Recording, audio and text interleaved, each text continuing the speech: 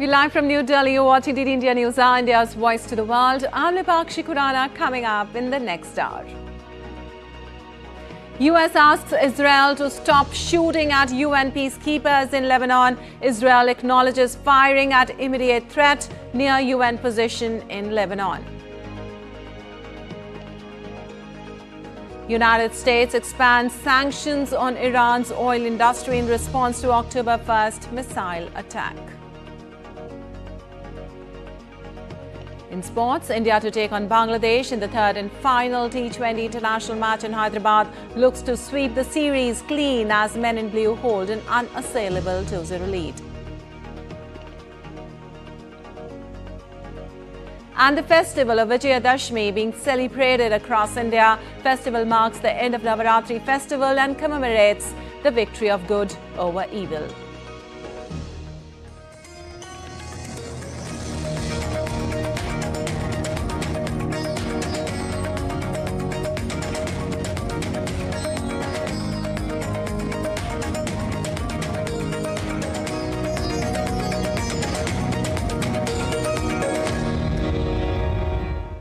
And on to the details now. US President Joe Biden said on Friday he's asking Israel to not hit UN peacekeepers in its conflict with Hezbollah. Biden's remarks came after Israeli forces early on Friday shelled an observation post belonging to UN interim force in Lebanon at its headquarters in southern Lebanon, wounding 2 peacekeepers from the Sri Lankan contingent. Well, the leaders of France, Italy and Spain have condemned unjustifiable Israeli attacks that have hit the UN peacekeeping force in Lebanon amid heightened conflict in the region. France, Italy and Spain, the largest European contributors to UNIFIL in terms of personnel, in a joint statement expressed outrage after several peacekeepers were hit at UNIFIL's main base in Nakora.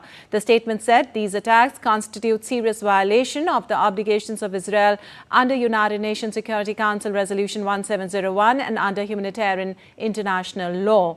The nations recall that all peacekeepers must be protected and reiterate their praise for the continued and indispensable commitment of UNIFIL troops or personnel in this very challenging context. The 3 European nations also called for an immediate ceasefire in the region.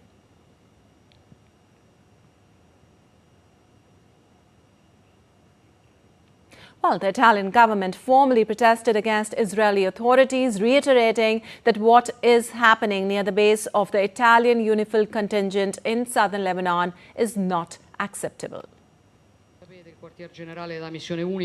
It is unacceptable. It violates what was established by Resolution 1701 of the United Nations. The Italian government, as you know, has strongly protested with the Israeli authorities. On this issue, with France and Spain, we have also decided to make a common declaration. Well, French President Emmanuel Macron on Friday condemned the deliberate targeting of UN peacekeepers by Israel. Addressing a summit of European and Mediterranean leaders in Cyprus, Macron said that it was absolutely unacceptable that Israeli forces were deliberately targeting the UN peacekeepers in Lebanon, stating that France will not tolerate such actions. He also said the only way to end wars in Lebanon and Gaza is by stopping export of weapons to Israel. Finally discussing Lebanon alongside the Italian and Spanish prime ministers who, like France, are historical contributors to UNIFIL. I want to say here that the 700 French soldiers involved in this force are a sign of our unwavering support and of our desire to be committed to the security of both Israel and Lebanon. We condemn it, we will not tolerate it, and we will not tolerate it happening again. Spanish Prime Minister Pedro Sanchez on Friday also urged the international community to stop selling weapons to Israel as he condemned attacks by Israel's armed forces against the United Nations peacekeeping force in Lebanon.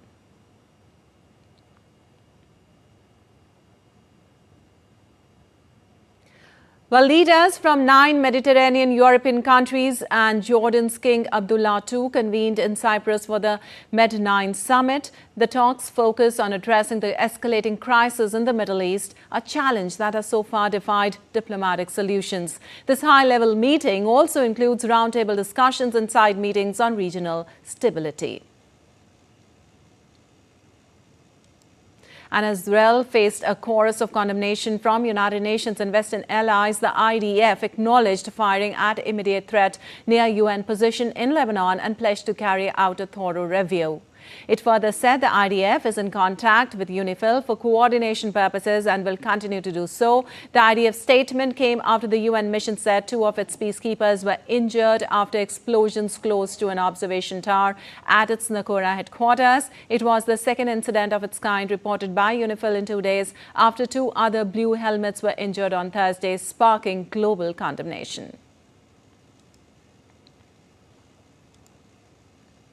And U.S. Defense Secretary Lloyd Austin said on Friday he spoke with his Israeli counterpart, Yoav Gallant, to discuss Israel's operations in Lebanon. In a post on X following his call with Israeli Defense Minister, Austin said that he had urged his counterpart in Israel to ensure the safety of UNIFIL forces in Lebanon and coordinating efforts to pivot from military operations to a diplomatic pathway as soon as feasible. The phone call came after the United Nations Interim Force in Lebanon said on Thursday that its headquarters in the southern Lebanese city of Naqoura and 2 nearby sites had been struck by Israeli forces.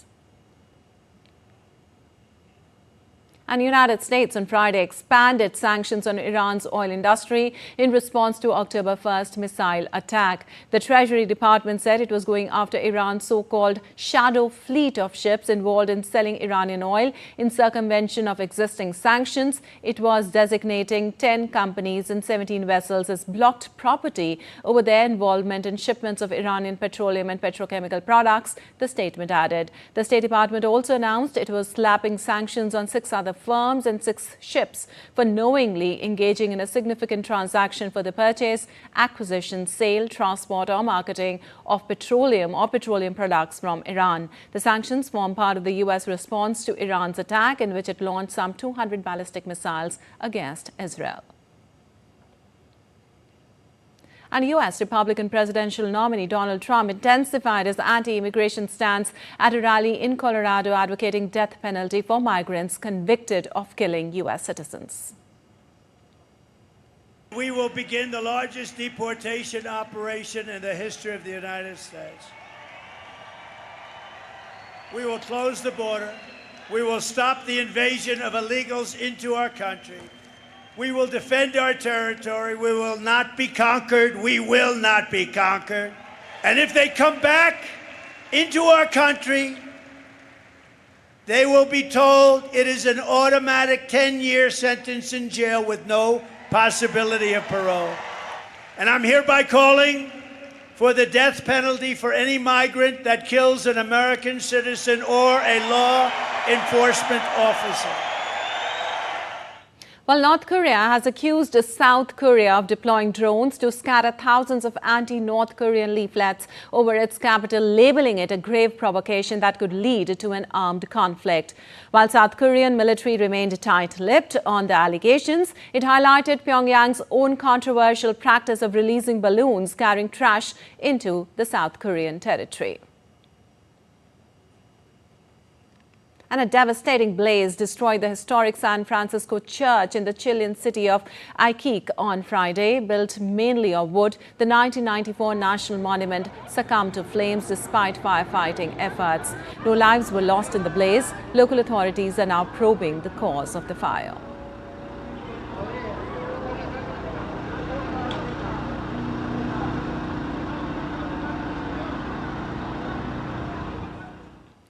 Well, also an oil tanker caught fire off the Baltic coast of northern Germany with all 7 crew members safely evacuated. Rescue teams are working to extinguish the fire on the 73-meter tanker which carries 640 tons of oil. Firefighting vessels and helicopters are on the scene battling the blaze. And moving on, the worsening situation in Bangladesh against the minorities has drawn the attention of the international community. Speaking exclusively to DD India correspondent Vishal Baristo, Veena Sikri, former High Commissioner of India to Bangladesh, talks about the rise of the radical forces threatening democracy there. Minorities in Bangladesh are a worried lot, and why not? Because situation is getting worse and worse day by day. And I have with me the former Indian High Commissioner to Bangladesh, Veena Sikri, to talk about it. Let's talk to her. Ma'am, there are reports that the minorities are being forced to leave the country and the situation is very, very bad. What do you have to say on that? Well, certainly after 5th of August, after former Prime Minister Sheikh Hasina left Bangladesh, there has been a very strong attack on the minority communities of Bangladesh. And, on the Hindus, on the Buddhists and the Christians. And it has been violent. There have been rape, killing, abducting, burning. Properties have been taken over. Properties have been burnt and destroyed. And it has been a very traumatic time for all the minorities communities because there's about 8% of the Bangladesh population of 170 million are the minorities. And certainly it's a very large number and they want their rights. And India has taken up the question of the treatment of minorities in a very strong way. Our Prime Minister said in his message to Professor Mohammad Yunus, who is the chief advisor of the interim government, he spoke about the conditions of the minorities and hoped that they will improve. Our Prime Minister spoke about it from the ramparts of Red Fort on 15th August. He spoke to President Joe Biden about this. And with all this pressure, we saw that there is the rapes and the killings, they lessened, but there is now an economic attack on the livelihood of the minorities. And many teachers, school teachers who are the Hindus, have been forced to give up their jobs under duress. They are gheraoed by the Islamists and then they're forced to give up their jobs. Similarly, professors in universities have been forced to resign their jobs. And so this is a matter of great worry. And right now, we are in the midst of the Durga Puja celebrations. And for the Hindus in Bangladesh, it is a very major celebration. It is the biggest celebration of the year. And they get together and, with the hundreds of pandals, puja pandals all over Bangladesh. And there was an assurance from the chief advisor himself, no, we will protect all the pandals. At the same time, you found Jamaat-e-Islami is a different narrative altogether. On the one hand, they say, yes, we will protect the puja pandals. On the other hand, we saw 2 days ago that the Amir of the Jamaat-e-Islami, he has given a new constitution, a proposal for a new constitution, for constitutional reform, and in which there is no place for the minorities at all. So there you heard the former High Commissioner. She is a worried lot, and even the international community are a worried lot, and mostly the minorities, which include the Hindu, Christians and the Buddhists, they are also quite worried about the situation. With cameraman Yogesh in Delhi, this is Vishal Baristo for DD India. And still to come on DD India News Hour. Ukraine's Zelensky meeting allies in Europe this week to present a victory plan to end the conflicts, also welcomed by German President.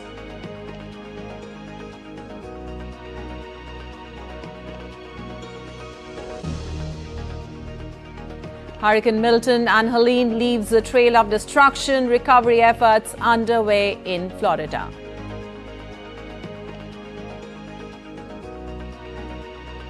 Amid dwindling population of sloth bears, World Sloth Bear Day is celebrated on October 12th in a bid to push to conserve them.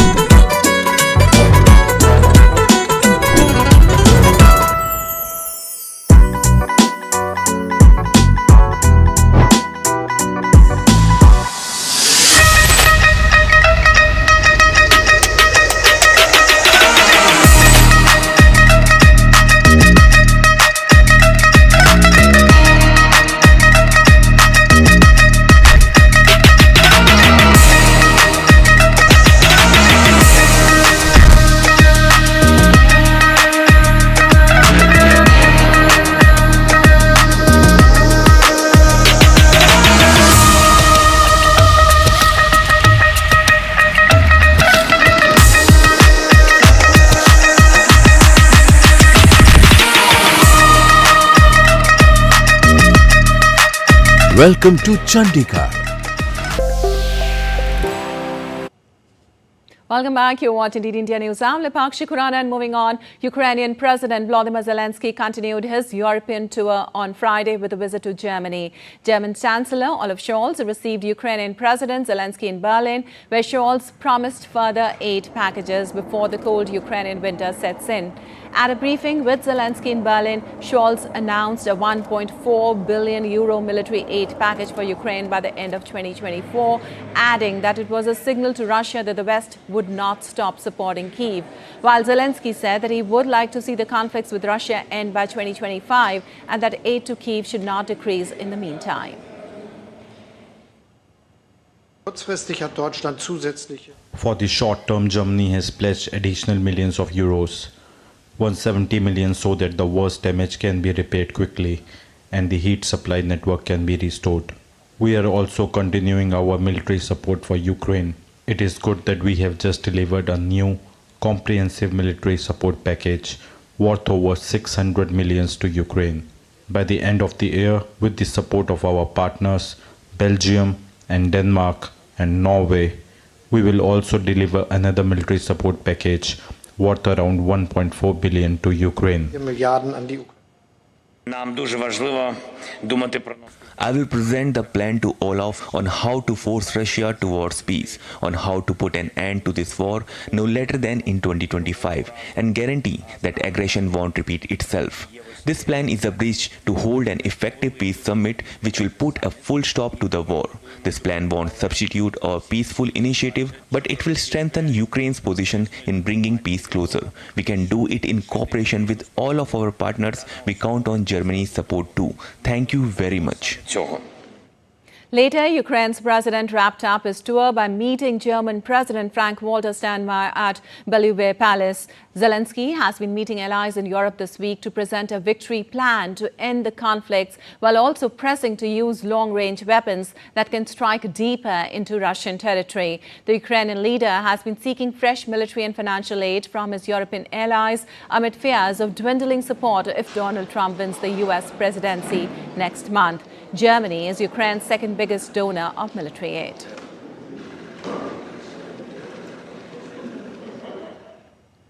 And Meta Platforms on Friday said it had removed a network of groups' accounts targeting Russian speakers in Moldova ahead of the country's October 20th election for violation of the company's policy on fake accounts. Authorities in Moldova, an ex-Soviet state lying between Romania and Ukraine, said they had blocked dozens of Telegram channels and chatbots linked to a drive to pay voters to cast no ballots in a referendum on EU membership held alongside the presidential election. President Mai Sandu is seeking a second term in the election and called the referendum on joining the 27-member bloc as the cornerstone of her policies. And residents of Florida in the southeastern United States are reeling from the devastating impact of Hurricane Milton barely 2 weeks after Hurricane Helene ravaged the state. Recovery efforts included power restoration, mud removal from waterlogged homes, and clearing the substantial debris left in the aftermath of Hurricane Milton and Helene. Hillsborough County residents trapped in flooded homes were rescued after torrential waters and tornadoes inflicted devastating damage. Meanwhile, the White House said the U.S. President Joe Biden will visit Florida on the Sunday to survey the damage. That's right. You see The town of Châteaudun, east of Paris, was submerged after Storm Kirk swept through Europe, leaving widespread flooding. Emergency services scrambled to rescue residents by boat as the town centre remained underwater. The devastation has left much of the area damaged and uninhabitable.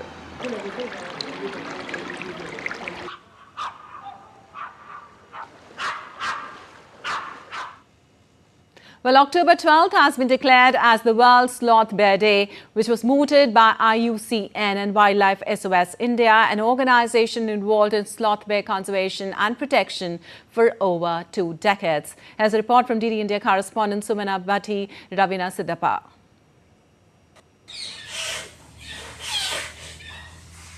This is the majestic sloth bear.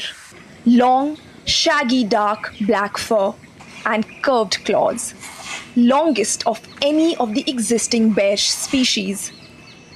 Found largely in the Indian subcontinent, almost 90% of the total sloth bear population is actually found in the Western Ghats, the hilly range along the western Indian coastline and the central states of India, comprising Karnataka, Madhya Pradesh, Maharashtra, and others. The sloth bear population is estimated to be around 6 to 11,000. But sadly, these sloth bears are now a vulnerable species. Once these wild bears roamed freely in India, but over the decades, the sloth bear population in India is facing various threats, including habitat loss, human-wildlife conflict, illegal wildlife trade, among others. For over 400 years, the sloth bear has been subjected to exploitation by humans. A nomadic tribe known as the Qalandars began dancing sloth bears for the emperors during the Mughal era.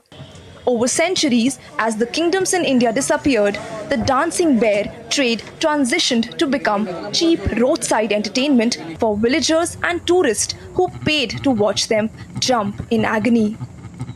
Community called Qalandar community. They traditionally tame the sloth bears. Their canines are knocked out and they tame the bear and then they take it on the road. The motto behind declaring the World Sloth Bear Day is to set precedents for the rest of the world to promote the conservation of sloth bears and their habitat throughout their distribution range. We as Homo sapiens have inhabited this planet since 2 million years ago, but this animal, sloth bear, has been here even much before us. As a concerned and a responsible global citizen of this world, it is our responsibility to conserve and protect the biodiversity of this ecosystem. On this World Sloth Bear Day, let's pledge to conserve and protect this magnificent animal, either by joining an NGO which works towards the conservation of the animal or by mere word of mouth to spread awareness about the animal. With video journalist Jug Mohan, this is Sumana Bati Revana Siddhappa from New Delhi reporting for DD India. And now let's take a look at other stories making news around the world. Albania has opened 2 migrant reception centers as part of a deal with Italy to manage irregular migration to the EU. This is the first agreement where a non-EU country accepts migrants on behalf of an EU member, attracting attention from other nations. Albania is limited to hosting 3,000 migrants at a time under this arrangement. Hundreds marched in Ghana's capital Accra, protesting unlicensed gold mining known locally as galamsey, which harms the environment and public health. The illegal mining surge follows a rise in global gold prices and has become a key election issue. The protest included a petition to the president urging a ban on the practice.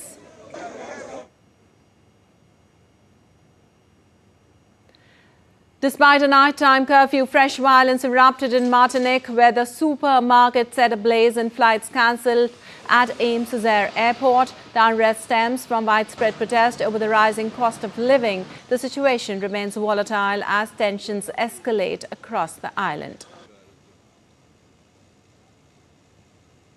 The 39th Villa Noailles Festival in Hires, France highlights collections from young fashion designers featuring innovative materials like embroidered mattresses and cardboard banana boxes.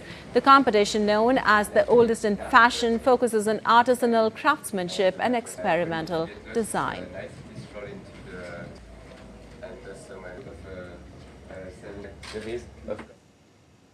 Well, as listeners increasingly gravitate towards innovative and diverse musical experiences, modern jazz interpretations that fuse funk, hip-hop and blues are emerging as a captivating trend. Saskia Larue and her band Jaskia have toured India in the last 15 years, enthralling audiences with their exhilarating performance, and this time was no different. Jessica Taneja has the report. Take a look.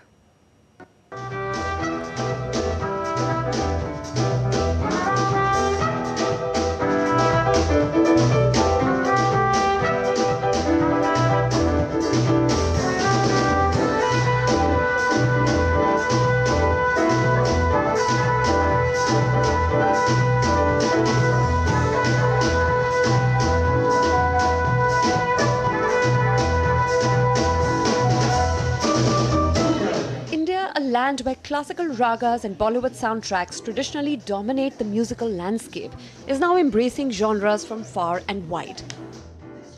Among the rising trends, jazz is quietly making its presence felt. What truly captivates the Indian audience is not just conventional swing jazz, but a modern genre-blending interpretation that fuses jazz with funk, hip-hop and blues. And at the forefront of this global movement are Saskia LaRue and her band Jazzkia.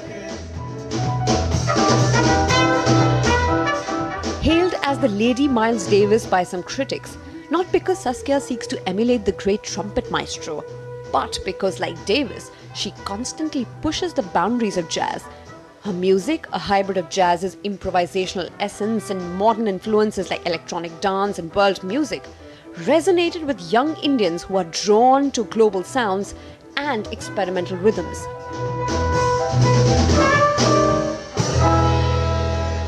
Some of our jazz lovers in India, they already passed away, you know, because we had also some people that organized tours for us, they also passed away. But then some new people came, so we are really very happy to be back all the time. But Jazzkia is more than just Saskia's genius. It's a powerhouse ensemble. Warren Bird, the African-American pianist, vocalist and composer sitting behind that grand piano, is a towering figure in the jazz world who brings his signature blend of pop and Latin influences to the table.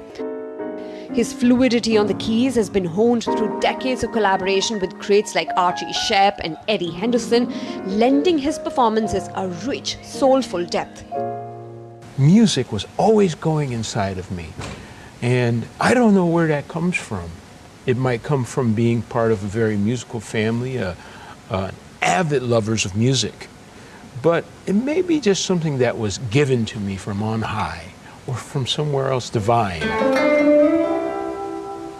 Beside him stands Martin Rushton, a veteran guitarist whose style is an amalgam of jazz, blues and pure emotion. Over his last 50-year career, Martin has become renowned for his improvisational skill, effortless shifting between complex chords and playful, sometimes humorous riffs. The new generation is also appreciating a form of improvised music, which also gives a lot of freedom. That's, for me, what it stands for, so to say. I think that still appeals to a new generation. At the heart of it all is Willem Smith, the renowned session drummer who has performed with a who's who of the jazz and the pop world. His rhythmic mastery serves as the backbone of Jazzkia's live shows, offering a foundation of precise dynamic beats. I think it's the best experience so far, because I mean, people have been so kind, really enthusiastic, and yeah, it's just so different than Holland. So it's everything in India is so new. The traditional jazz sound, while respected, had struggled to capture the imagination of a country that thrived on bold melodies and energetic rhythms. Even though the art form has been around in India since 1920, but in the 21st century, its popularity has peaked, with many artists coming to India to perform to an audience that's eagerly waiting for such music events, not just in capital New Delhi, but across various parts of the country.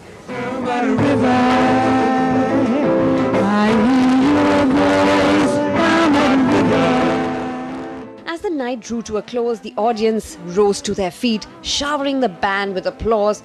Jazzkia's performance was a testament to the universal appeal of this timeless musical form. The music crossed cultural boundaries, connecting with audiences from all walks of life. As they played, the crowd was united in their appreciation for the power of music to transcend language and bring people together. Jessica Taneja for DD India. And still to come on DD India News Now. Mysore-Darbhanga Express train collides with a train near Chennai. Rescue operations underway. And India's tallest 211-foot Raman effigy set for this year's Dussehra celebrations in capital Delhi.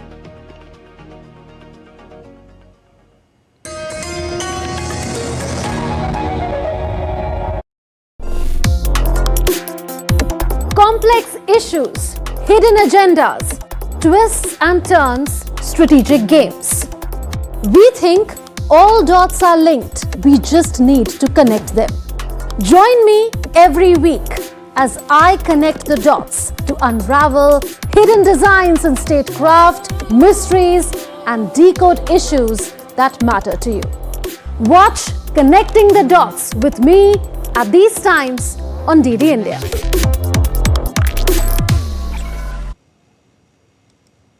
Welcome back. You're watching DD India News. I'm Lipakshi Khurana. Time now for a quick recap of the headlines.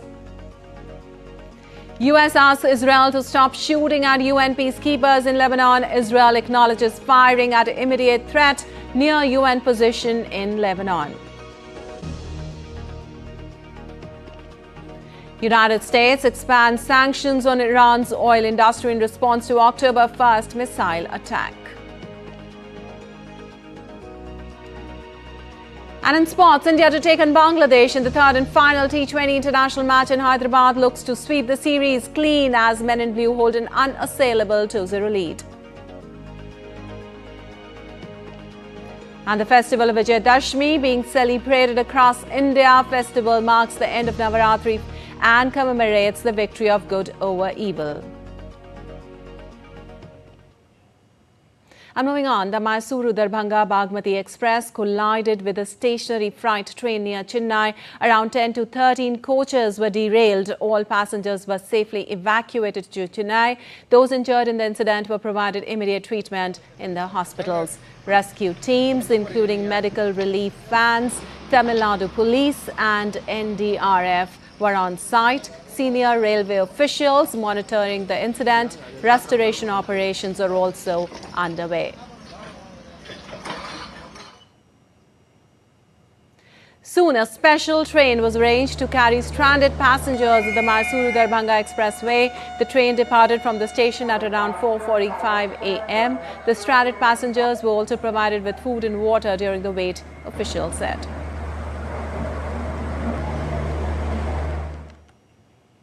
An Air India Express flight which reported a hydraulic failure shortly after takeoff from the Tiruchirappalli airport in Tamil Nadu landed safely in Trichy. The Ministry of Civil Aviation confirmed that all 140 passengers on the Air India Express flight from Tiruchirappalli to Sharjah were safe after the plane landed at Tiruchirappalli airport on Friday evening. The aircraft, after experiencing a technical snag, circled for more than 2 hours before landing after encountering an issue with its landing gear. Later, an alternate aircraft had been arranged for the passengers. The cause of the snag to be duly investigated by the Air India authorities.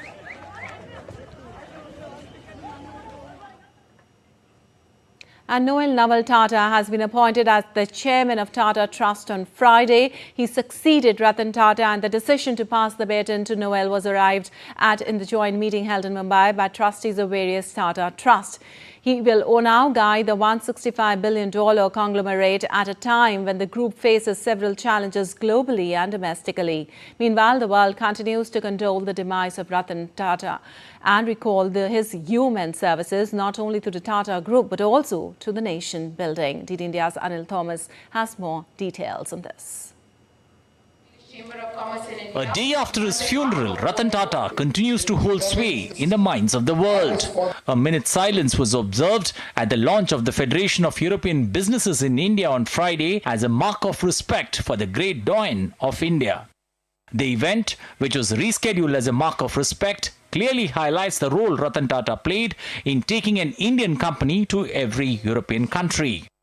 I join all of you in paying my respects and homage to Mr. Ratan Tata, truly compassionate human being, tall legend in industry, philanthropist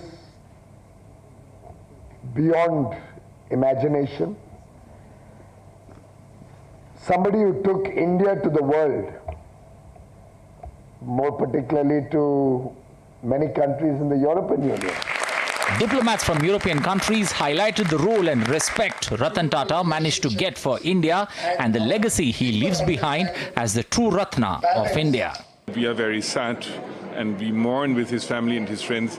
He was an icon of India. He had The privilege to meet him 15 years ago, I still vividly remember him, and I must say it's a great loss for India. He has been a wonderful person, a philanthropist, but also a fantastic entrepreneur, the pride of the nation, so to speak. We pay our tribute to this legendary figure, who in many ways foresaw the tremendous potential in the Indo-European relationship as a globalized brand Tata. I've had the privilege of meeting him on several occasions, and I can say with certainty that he would have been happy to see the birth of an organization like FEBI. The board of Tata Sons has unanimously appointed Noel Tata as its new chairman following the passing of Ratan Tata on October 9th. Noel Tata, aged 67, has been deeply involved with the Tata Group, including Tata Trusts, for many years. As a half-brother of the late Ratan Tata, Noel brings a wealth of experience and commitment to continue the philanthropic legacy that has long been a hallmark of the Tata Group. Noel has held leadership roles within the Tata Group for over 4 decades. He is the chairman and non-executive director of Tata International Limited and also serves as the chairman of the Tata Investment Corporation. Noel also holds the position of a trustee of the Sir Doordarshan Tata Trust and Sir Ratan Tata Trust. Together, holds 66% in Tata Sons, the Tata Group's holding company. Noel has chaired Trent, the group's retail arm, for decades. He has served as vice chairman of both Titan Company and Tata Steel. Holds key position on the board of Voltas. As the MD of Tata International Limited, the 67-year-old businessman played a pivotal role in expanding the company's revenues. Noel Tata is the son of Naval Tata, who also was Ratan's father. Noel Tata graduated from the Sussex University in United Kingdom. This marks a significant transition for Tata's trusts as it forges ahead under the new leadership while honouring the impactful legacy left by Ratan Tata. With inputs from Shishir Shelar in Mumbai, Anil Thomas, DD India, New Delhi. And today, millions across India are celebrating Dussehra, a festival symbolizing the victory of good over evil. Dussehra, also known as Vijayadashmi, marks the end of the 9-day festival of Navaratri, during which people worship the goddess Durga. President of India Draupadi Murmu, Vice President Jagdeep Dhankar and Prime Minister Narendra Modi extended greetings to fellow citizens on the occasion of Dussehra. Here's a report. सीते, अब वनवास की अवधि जल्द ही पूरी होने वाली है. Dussehra, also known as Vijayadashmi, is a festival that marks the victory of good over evil, symbolized by the defeat of the demon king Ravana by Lord Ram. याद रख, यदि मैं रघुवंशी हूँ, तो तेरा वंश मिटा दूंगा. This day is not just a religious occasion but a celebration of triumph, resilience and unity across India, where different states bring their own vibrant flavors to this grand festival. In West Bengal, the festival takes the form of Durga Puja, where devotees celebrate Goddess Durga's victory over the demon Mahishasura. Elaborate pandals, traditional dance and soulful music fill the streets of Kolkata as people come together to worship the goddess with great devotion and rejoice in her triumph. Eagerly wait for this festivity, and now that it's finally here, it's all about getting the feel of the new clothes, going to different pandals with our friends. Heading south to Telangana, the Bathukamma festival is celebrated with colorful floral arrangements as a tribute to goddess Parvati. Women sing and dance around these vibrant flower stacks, creating a community-driven celebration that reflects devotion and cultural pride, adding a beautiful floral touch to Dussehra. In Mysuru, Karnataka, Dussehra celebrations are marked by the grandeur of the Mysuru Dussehra. A grand procession featuring richly adorned elephants, tiger dancers and musicians fill the streets as the city comes alive to celebrate the royal heritage and cultural richness of the region. And in the northern state of Himachal, the Kullu Dussehra is renowned for its grand processions and traditional festivities. Here, deities from nearby villages are paraded with music and dance, culminating in a symbolic burning of the effigies of Ravana. These celebrations, though different in form, reflect a shared message of victory, devotion and cultural unity, showcasing the rich diversity that defines our nation. The festival culminates with grand celebrations as effigies of the king Ravana, his brother Kumbhakarna and son Meghnad are burned, signifying the destruction of evil. Before the effigies are lit, a Ramlila is performed. This is a dramatic reenactment of Lord Ram's battle with Ravana, with actors bringing scenes from the Ramayana to life. Families gather and children watch in awe as they learn the significance of Dussehra and why it is celebrated. As the evening progresses, the main event begins. The effigies of Ravana, Kumbhakarna and Meghnad are set on fire. The crowd cheers and the towering figures burn, filling the sky with lights and smoke. The burning of Ravana symbolizes the end of evil and the triumph of virtue. Kriti Vadhera's report for DD India. Well, on Vijayadashmi, a significant festival in India that marks the victory of good over evil, Rashtriya Swayamsevak Sangh Chief Mohan Bhagwat performed Shastra Puja in Nagpur. This ceremony involves the worship of weapons, symbolizing strength and the protection of dharma. The event was attended by RSS members and supporters who celebrated the occasion with various cultural performances, highlighting RSS's commitment to nation building and social harmony.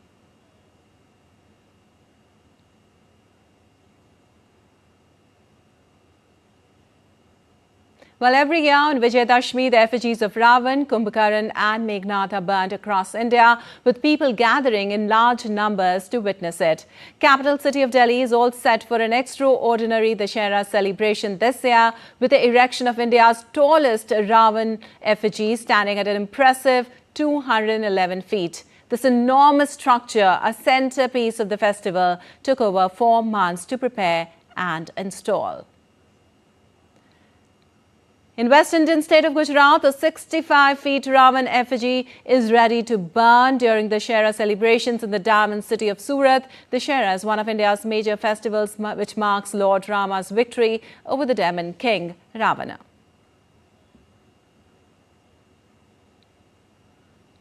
Well, also the festive spirit of Durga Puja has spread in Colombo as well, with the members of the diaspora celebrating with enthusiasm and devotion. Devotees in large numbers thronged the Sri Manika Vijayanagar Kovel to worship goddess Durga.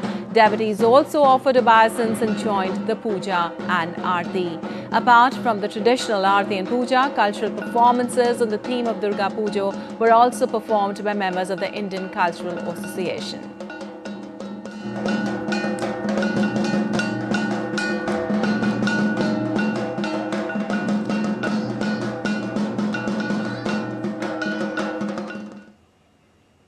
And still to come, amid strike, US-based aerospace giant Boeing faces financial struggle to cut 17,000 jobs, delays first 777X delivery.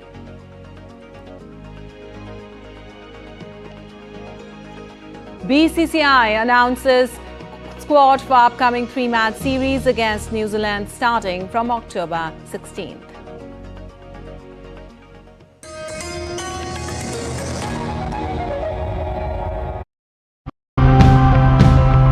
Extreme weather events are going to get more frequent and intense. What can we do? Here are some ideas. In each of the grid, we installed rain gauges and we identified local people from the villages, and these people were given training how to measure rainfall, and every day these farmers used to give rainfall data into a WhatsApp group that we had created called Wayanad Weather Forecast. Sweden started very early to cut out fossil fuels from our energy mix, so that also shows that big, bold changes are possible. There are 5 to 6 families who have joined us on this journey towards self-sufficiency. We also exchange products and goods. If we use cork instead of these materials, which are not renewable, cork is, we are decreasing several orders of magnitude.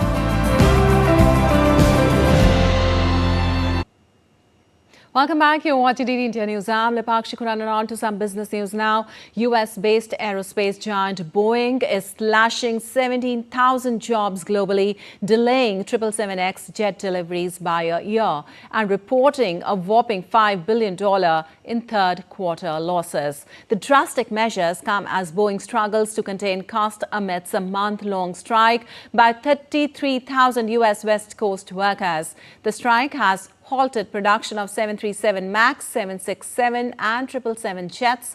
Boeing CEO Kelly Ortberg says the restructuring is necessary to align the company with its financial reality.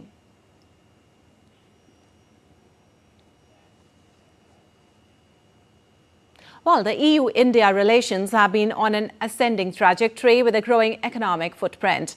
The Federation of European Businesses in India has launched to increase the footprint of the entire EU region, which includes 27 member states. So will the scale between value and volume increase and help in India-EU trade? DD India's Anil Thomas gets us more details on this.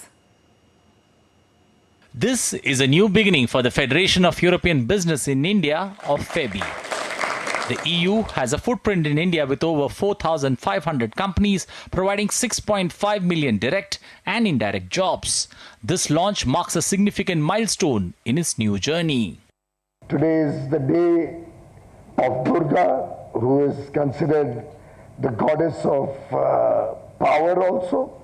The goddess who fights against evil. So I think it's most appropriate that FEBI is being launched on this auspicious day. It is our time. It is the time for India and Europe to become even closer together. And as the collective voice of European business, FEBI's mission is to harness the true potential of this dynamic relationship to the mutual benefit of India and Europe. The EU is India's largest trading partner in goods, with trade amounting to 123 billion euros in 22-23 and ranks among the top 3 investors in India. The fact that the EU proposed to India to establish a Trade and Technology Council, this is the only second TTC that we have, the other one being with the US, speaks for itself of the mutual interest and benefits. FEBI will maintain close and constructive relations with Indian and European authorities. Swedish company came on board as the 100th member company of FEBI. We're over 280 Swedish companies present in India, and we're growing with more than 1.5 companies a month are coming and establishing themselves here in India. So we're very proud to become a member as well. I mean, the 100th member is just an amazing honor. For us, FEBI is going to be a game changer, very, very important for our companies to have a platform to engage with the government of India. And I think, you know, in a country like India, of course, businesses will always do business, but it's very important to have an opportunity to engage on the bigger strategic issues. It is in a time when India looks at Europe with much more interest and sees Europe as a much bigger trade partner than before. I think it's a very important event that we launched this network. The growth potential between India and European countries is immense. There are 27 member countries, and India holds a great potential for the footprints to grow from few states to the entire length and breadth of the country. Anil Thomas, DD India, New Delhi. Well, also, China said on Saturday it will significantly increase government debt issuance to offer subsidies to people with low incomes, support the property market and replenish state banks' capital as it pushes to revive spluttering economic growth. China said it will make $325 billion in fiscal support available to its economy over the next 3 months, offering help to bolster banks, shore up the property market and free up consumption spending in Beijing's biggest aid program since the global financial crisis.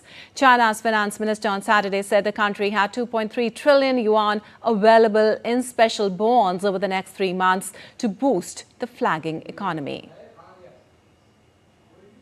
And you're watching DD India News. Our time now for some sports news.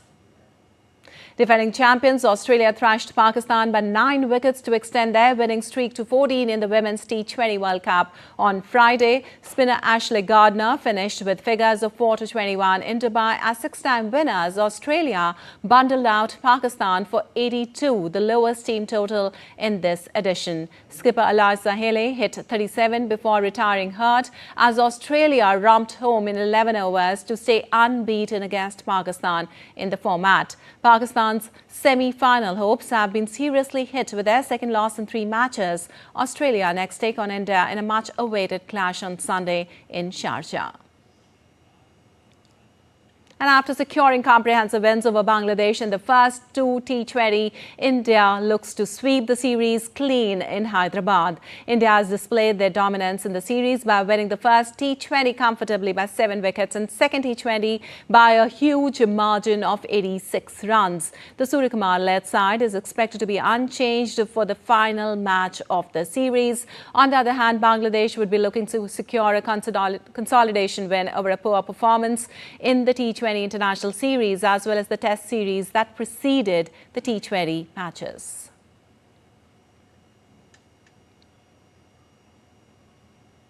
And the Board of Control for Cricket in India on Friday announced a 15-man squad for the upcoming 3-match series against New Zealand starting on October 16th. Rohit Sharma will continue to lead the team while ace pacer Jasprit Bumrah will be the vice-captain. The team has seen no changes in the squad that featured against Bangladesh except Yash Dayal dropped out. The squad will feature 3 fresh faces in the form of Harshit Rana, Nitish Kumar Reddy, Mayank Yadav, who will be joining the squad as travelling reserves. Pace bowler Mohammad Shami also failed to recover from injury and will miss the 3-test series. Shami sustained an injury during the World Cup and is targeting a return for the Australia series. And Aryna Sabalenka and Coco Gauff set to renew their rivalry at 2024 Wuhan Open as they lock horns in the semi-final of the WTA 1000 event. Aryna Sabalenka showcased her skill against Magdalena French, winning 6-2, 6-2 in 1 hour and 24 minutes to secure a spot in the semi-finals of the Wuhan Open. Despite a few hiccups, the world number 2 displayed a solid version of her game to secure the win.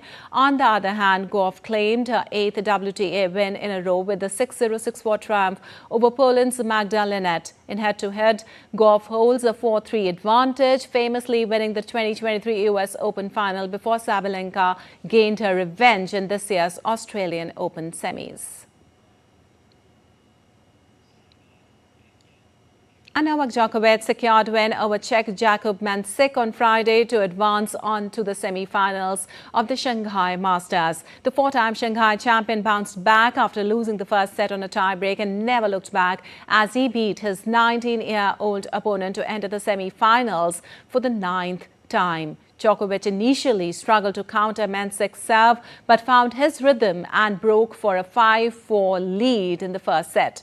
However, the unseeded Mansik fired back to clinch the set and tie break. Djokovic took an early lead in the second set and eventually winning it comfortably. Despite a knee issue, Djokovic clinched the deciding set and booked a semi-final clash against American Fritz.